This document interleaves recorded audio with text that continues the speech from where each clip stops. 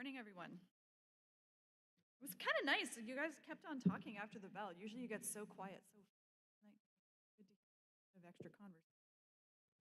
Well, happy Wednesday to you. It's good to see you, and it's good to be gathered here together. Today, I wanted to take a moment of looking back together.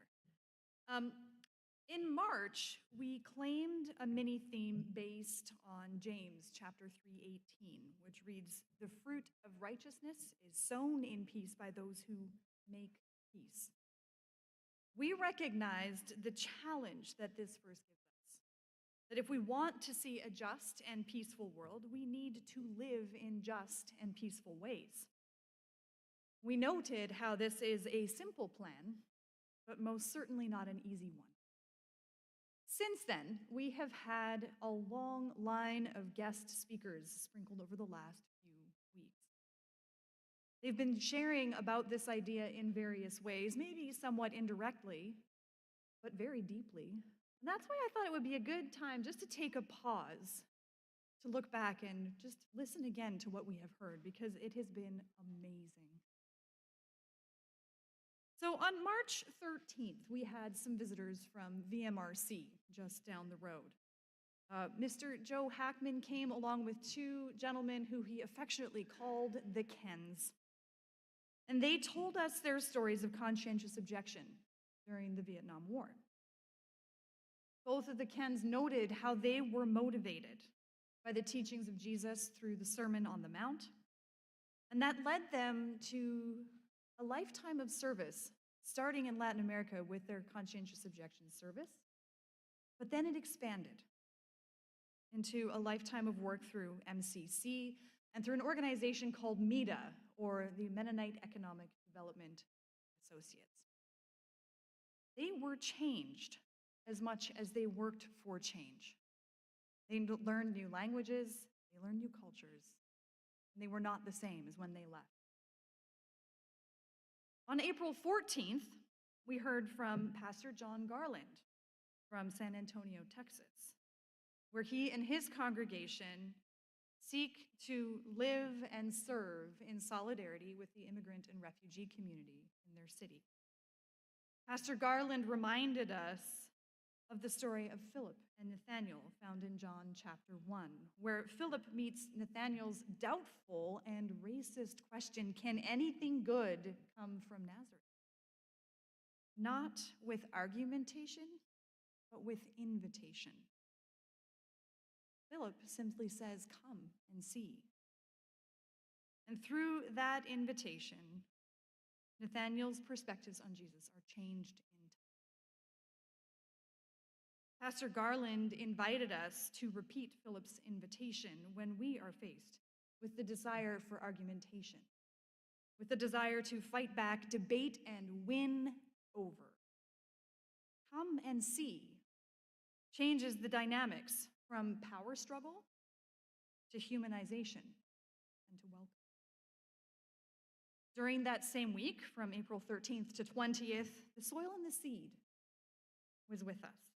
And they reminded us that faith is lived and embodied. Faith is not a stick stuck in the ground and called a tree, as Seth talked about, but a living sapling, growing and thriving in soil and water. They reminded us that this faith thrives in prayer, a deeply felt practice where we can name joys and struggles and ask for God's presence and provision in our lives.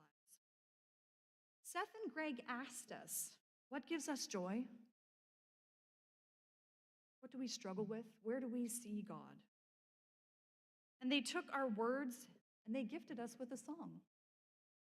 Missy Weaver, who was also there with us, took those same words and gifted us with a beautiful piece of art. And both art and song came with the profound reminder that God, you are with us, and we are grateful. On April 20th, David Schenk visited us from Rocktown High School, and he shared about how deeply Harrisonburg has been affected. Through his stories, we were invited to come and see, come and see the uncertainties and fears that many of our community members live with on a daily basis. And he showed us some of that disproportionate spending and resourcing that ICE receives from our government. He also gave us hope and helped us to see the ways in which we can show solidarity with our immigrant and refugee community here in Harrisonburg.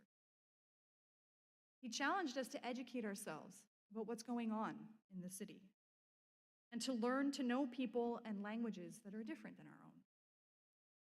And last week, we heard from Mennonite Action and learned about the ways in which members of the Mennonite Church, both in the United States and in Canada, are seeking justice and peace in Israel and Palestine, as well as on our own soil.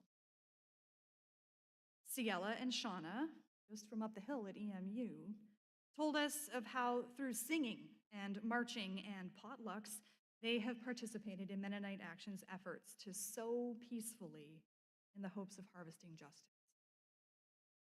They invited us to join the prayer. What a litany of challenge and hope. We've heard stories that spanned over half a century.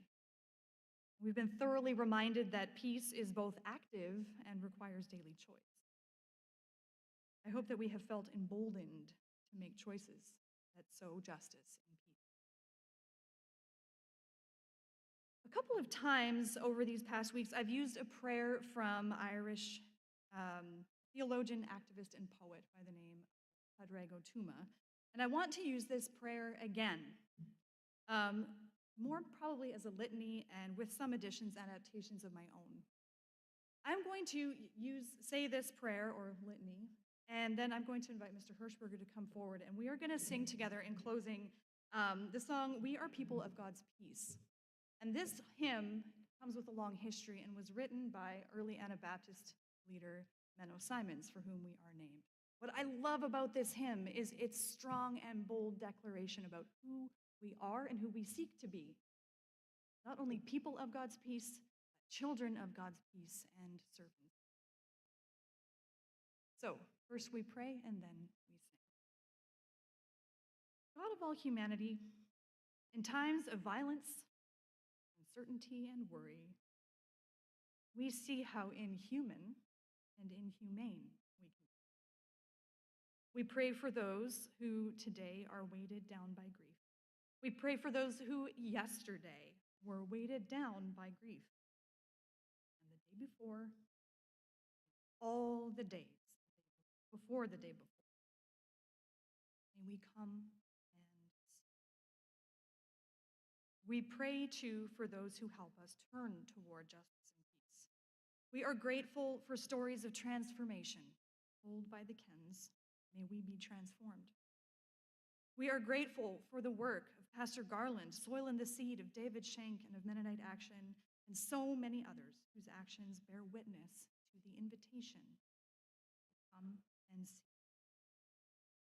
May we joyfully join the work alongside conscientious objectors, pastors, musicians, protesters, and so many others turning toward justice and peace. Turn us all to justice and peace because we need it.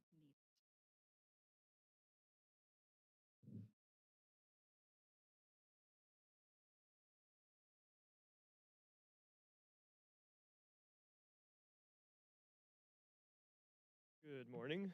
Let's turn to number 407 in the blue hymnal. 407, and please stand. Join me in standing. 407.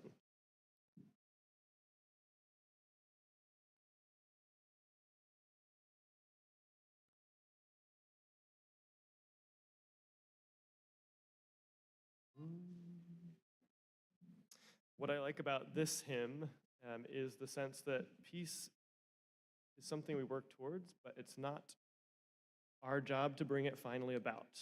Right? We simply be the people that we are called to be. God takes care of the rest.